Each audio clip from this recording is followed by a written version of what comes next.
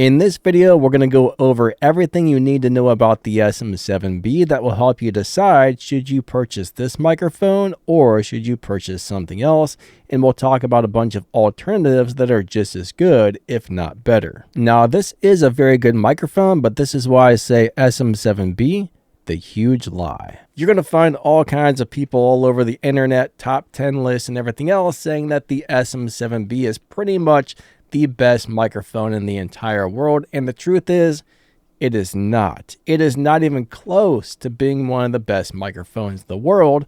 But why do content creators, podcasters, YouTubers, you name it, absolutely love this thing, and why is everybody using it? Well, there is a reason for that.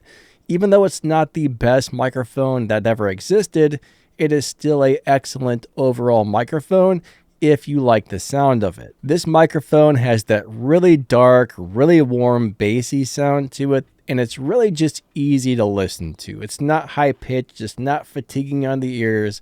It's just a very pleasant sounding microphone if it fits your voice.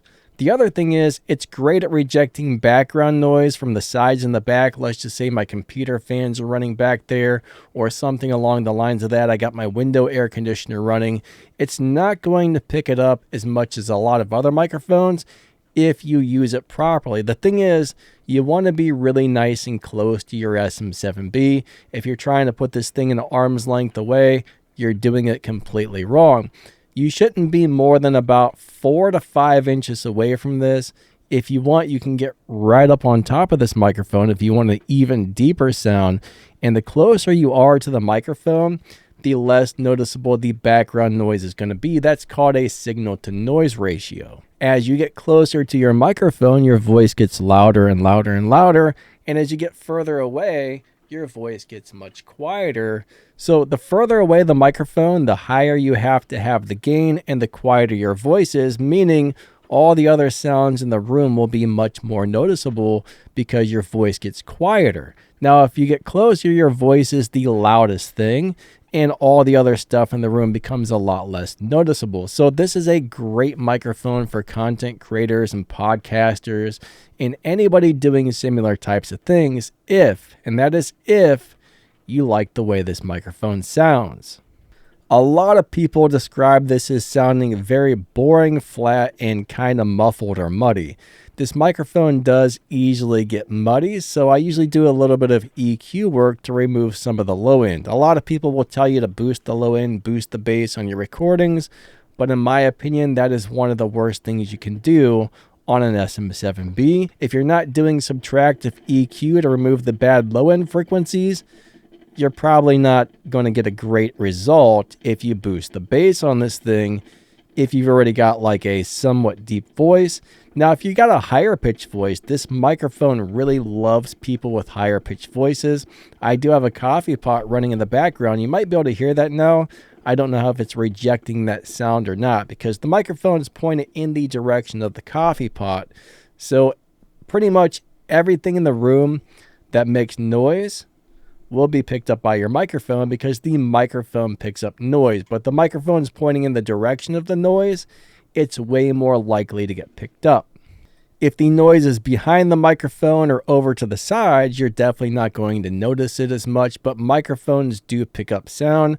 A lot of people expect to buy a microphone and they just think it's simply going to fix all of their problems. I'm going to get an SM7B and it's not going to pick up any noise in the room. Well, that's not true. Microphones are designed to pick up noises. Sound is basically a wave that floats through the air. So if that wave is able to make it into the microphone, it's going to get picked up. So you need to record in a nice quiet room.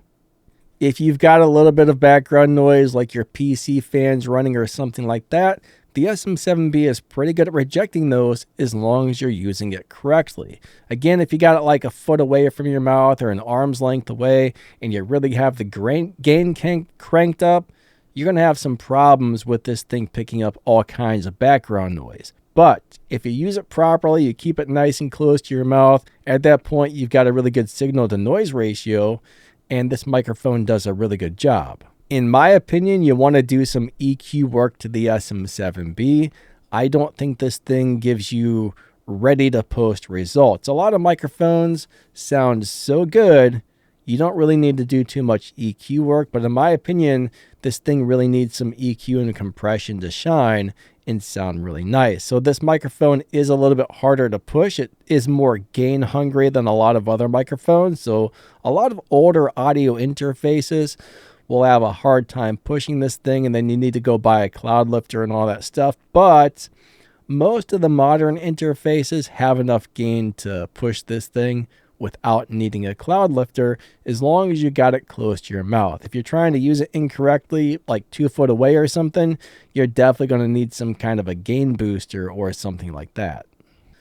So bottom line is, this is a great sounding microphone if you like that really warm, dark, bassy, broadcasty sound. I mean, if that's your thing, then the SM7B is right up your alley.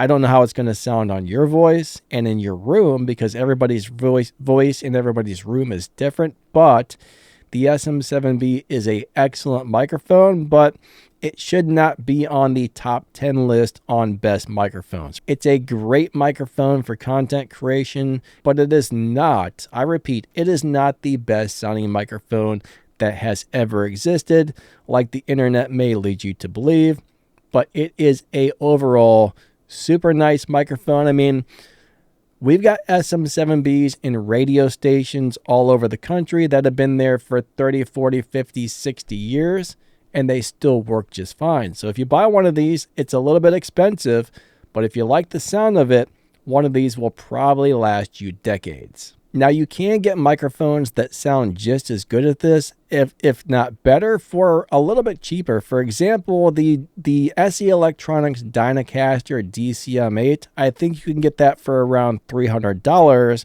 to where this is usually somewhere between $400 and $450 now.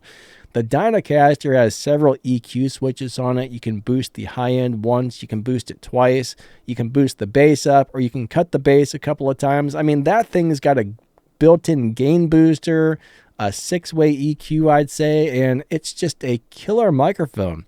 You can get a very similar sound to the SM7B on the SE Electronics SE Dynacaster DCM8.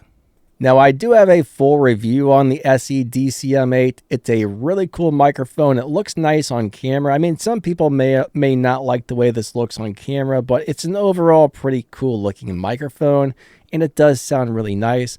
But I do have a full review on this if you would like to check it out. But if you want to save a few bucks, maybe look into this one.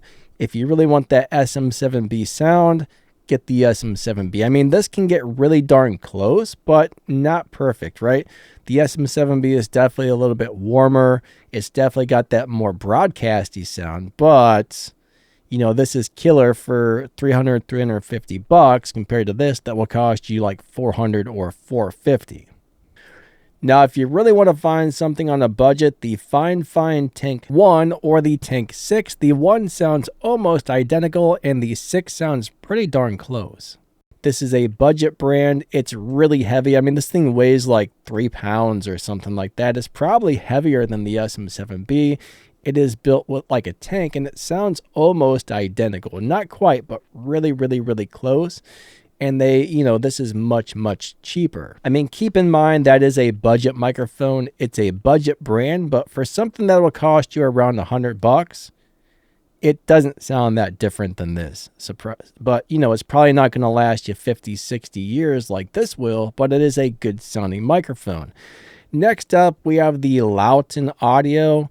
This is the LS208. This is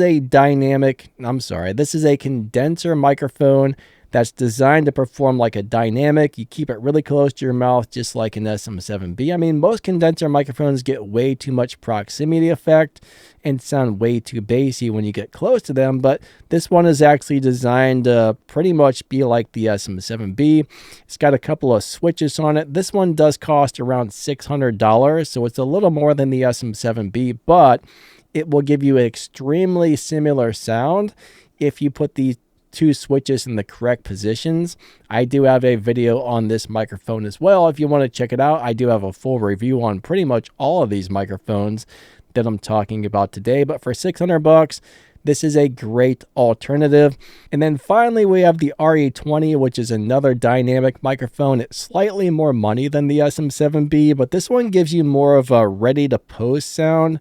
This one kind of has that broadcasty or podcasty sound, and you really don't need to do very much EQ work to this if you're recording in a good room. Now, remember, a good room is always very important. If you're recording in a bad room, I mean, you could take a $10,000 microphone into a bad room and get a recording that sounds like pure dog crap.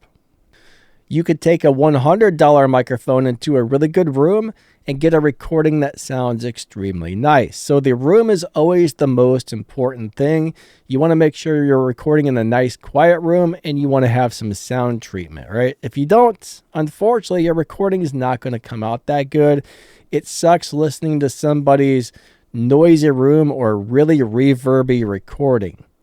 It's just not pleasant to listen to. So some sort of sound treatment. I mean, me personally, I spent about $100 on acoustic foam.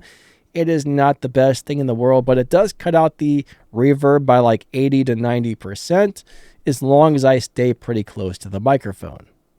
Now, the SM7B actually does a great job at getting rid of, reverb and stuff in most rooms, unless you're recording in like an echo tank. But if you stay really nice and close to the SM7B, it will remove a lot of the reverb from the recording. Not really remove it, but it will reject it. It won't pick it up as much if you're really nice and close.